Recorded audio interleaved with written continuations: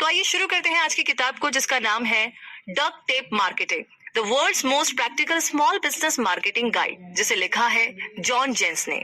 तो आइए जानते हैं, क्या आप इस तरीके से मार्केटिंग करना सीखना चाहते हैं कि आपकी मार्केटिंग बस कस्टमर के दिमाग में चिपक जाए, एक टेप की तरह आपका छोटा सा बिजनेस बहुत बड़ा हो जाए? क्या इसके बारे में जानना चाहेंगे? तो एग्जैक्टली ये बिल्कुल सही बुक है। जॉन जेन्स के हिसाब से मार्केटिंग एक सिस्टम है और आपको भी अपनी मार्केटिंग को इफेक्टिव बनाने के लिए इस सिस्टम को फॉलो करना पड़ेगा। इस किताब में हम आपको कुछ ऐसी ही स्ट्रेटेजीज के बारे में बताने जा रहे हैं जो आप अपने बिजनेस मार्केटिंग में अप्लाई कर सकते हैं। मार्केटिंग का मेन गोल लोगों को ये बताना है कि सबसे पहले तो आप हमें जानिए अच्छे से, फिर पसंद कीजिए और फाइनली लास्ट में जाकर के हम पर विश्वास कीजिए। अगर आपके पास डक्ट टेप मार्केटिंग है तो आप भी उन्हें try, by, repeat and refer के लिए लीड कर सकते हैं। एक छोटे बिजनेस में मार्केटिंग पर ज्यादा स्पेंड करने की जरूरत नहीं पड़ेगी, क्योंकि कुछ ऐसे सिंपल और इफेक्टिव तरीके हैं जिससे आप स्टिक मार्केटिंग कर सकते हैं। और इनमें से कुछ है client stages, content driven site और साथ ही मार्केटिंग आवर ग्लास। अब आप सोच रहे हैं मार्केटिंग आवर ग्लास क्या है? आइए जानते हैं। मार्केटिंग आवर ग्लास मार्केटिंग में एक कॉन्सेप्ट है, एक सिद्धांत, एक प्रिंसिपल है। इसे हम एग्जांपल से समझते हैं। मान लीजिए आपकी वेबसाइट में 100 लोग आते हैं और फ्री में आपके ब्लॉग में आपके आइडियाज पढ़ते हैं। उसमें से 50 लोग आपका प्रोडक्ट खरीदते हैं, यानी ये आपके बायर्स है। इनमें से 20 लोगों को आपका प्रोडक्ट पसंद आता है और ये आपसे दोबारा खरीदते हैं, यानी ये आपके रिपीट बायर्स है। अब इनमें से कुछ लोग, मान लीजिए 5 लोग आपके फैन बन गए और ये आपका प्रोडक्ट बाकी लोगों को भी खरीदने के लिए बोलते हैं, तो ये आपके प्रमोटर्स है। अब इन प्रमोटर्स की वजह से आपकी सेल्स दोबारा से बढ़ने लगेगी। अगर आप इन नंबर्स को ड्रॉ करोगे तो वो एक आवर ग्लास की तरह दिखाई देगा, यानी जिसे हिंदी में बालू घड़ी या रेत घड़ी भी बोलते हैं, जिसमें से रेत एक हिस्से से दूसरे हिस्से में जाती थी। तो बहुत पुराने टाइम में हम इसे टाइम को मेजर करने के लिए रखते थे, तो इसे ही कहते हैं मार्केटिंग आवर ग्लास। तो इन सभी कॉन्सेप्ट्स के बारे में आप इस समरी में बाद में जानेंगे, लेकिन सबसे पहले हम जानते हैं स्ट्रेटेजी बिफोर टैक्टिस के बारे में। मार्केटिंग स्ट्रेटेजी और मार्केटिंग टैक्टिस के बीच एक डिफरेंस है। स्ट्रेटेजी टैक्टिस के पीछे की अंडरलाइंग प्रिंसिपल को रेफर करती है। किसी भी बिजनेस टैक्टिक पर काम करने से पहले आपको अपनी स्ट्रेटेजी बनानी पड़ेगी। अब सवाल है कि मार्केटिंग स्ट्रेटेजी क्या है?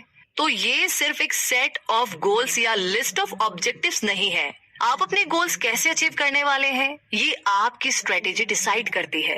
एक तरह से बोले तो उन ऑब्जेक्टिव्स को पाने के लिए एक प्रिसाइज प्लान ही स्ट्रेटेजी कहलाएगा।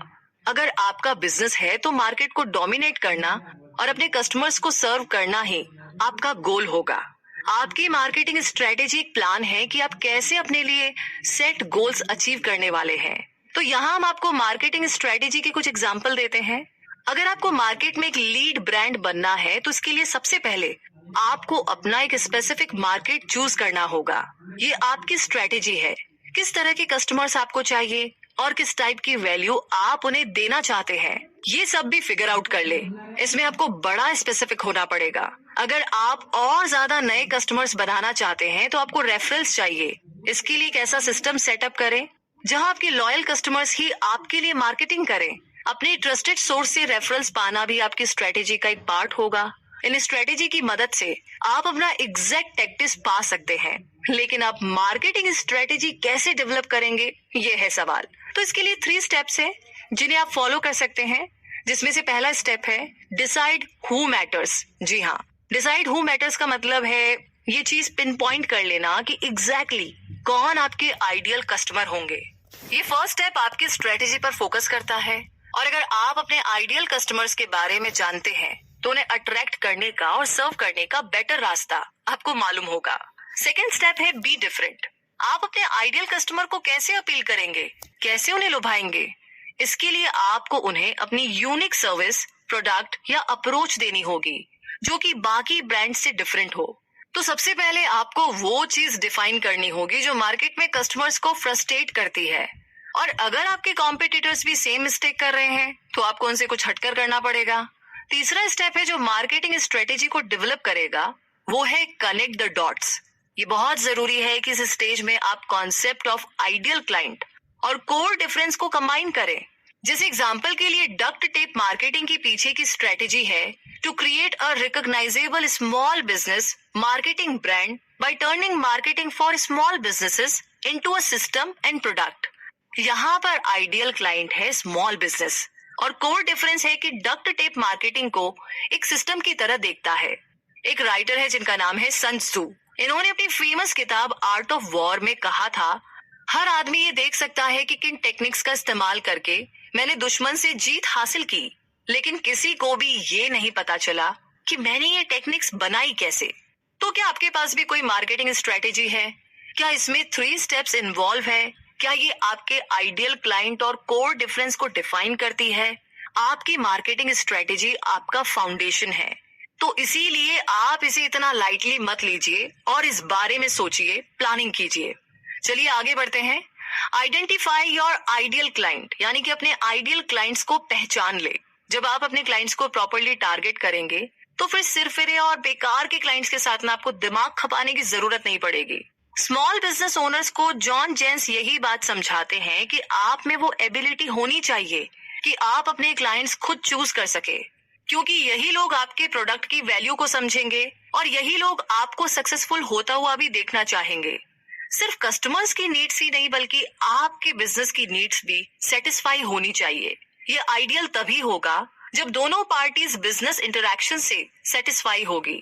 अपना बिजनेस ग्रो करने के लिए आप कस्टमर्स के साथ एक हेल्दी रिलेशनशिप रखें, लेकिन ये अचीव कैसे करें, ये है इम्पोर्टेंट सवाल।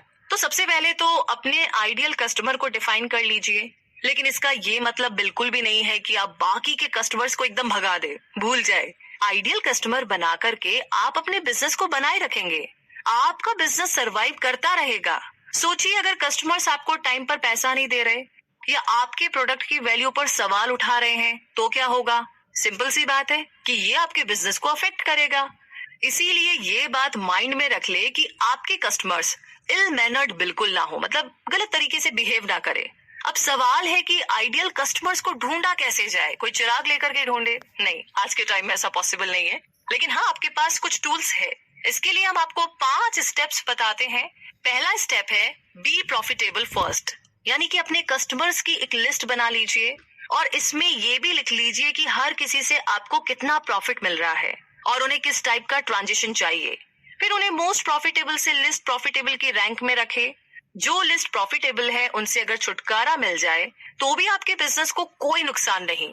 इससे आप ज्यादा प्रॉफिट देने वालों पर और भी ज्यादा फोकस कर पाएंगे।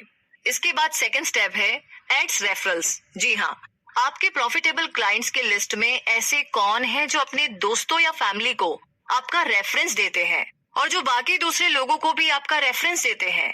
ऐसे क्लाइंट्स आपके लिए बहुत ही कीमती है, उन्हें आपकी सर्विस पसंद है, तभी तो वो आपको रेफर करते हैं। आपके बिजनेस के लिए ऐसे क्लाइंट एकदम परफेक्ट मैच है, इसमें आपको दिमाग लगाने की जरूरत ही नहीं है, लेकिन हाँ, इन्हें पहचानना बहुत जरूरी है। आगे अब तीसरा स्टेप है study the demographics. In profitable और रेफरिंग क्लाइंट्स के फिजिकल कैरेक्टरिस्टिक्स क्या है, ये जानिए। इनमें क्या चीज कॉमन है, ये जानने के लिए आपको बेसिक डेमोग्राफिक्स जैसे कि इनकम, एज और लोकेशन से ना थोड़ा आगे जाना पड़ेगा। आगे चौथा स्टेप है रिसर्च क्लाइंट बिहेवियर। आपके इन आइडियल क्लाइंट्स को क्या चीज टिक करती है, ये आपको जानना पड़ेगा। उनका बिहेवियर स्टडी करना पड़ेगा। आप चाहे तो उन्हें क्लोजली स्टडी करने के लिए उन प्लेसेस में जा सकते हैं जहां ये लोग फ्रीक्वेंटली जाते हैं, जैसे कि सेमिनार्स या बाकी दूसरे इवेंट्स। तो यहाँ पर एग्जैक्टली आपको पता चल जाएगा। आगे है फिफ्थ और final step create the biographical sketch. इस स्टेप में आपको इतनी इंफॉर्मेशन मिल गई होगी कि आपके सामने अपने आइडियल कस्टमर का क्लियर इमेज आ जाएगा। जब वो आपके सामने होंगे तो आप उन्हें इजीली स्पॉट कर सकते हैं। तो अब उनके इस बायोग्राफिकल स्केच को एक नाम देना चाहिए। इसीलिए खुद से ही सवाल कीजिए, क्या मैरी को ये पसंद आएगा या कोई और नाम जो आपको पसंद हो? ये सवाल आपकी डिसीजन मेकिंग में काफी हेल्प करेगा। आपका गोल बस ये रहे कि आपके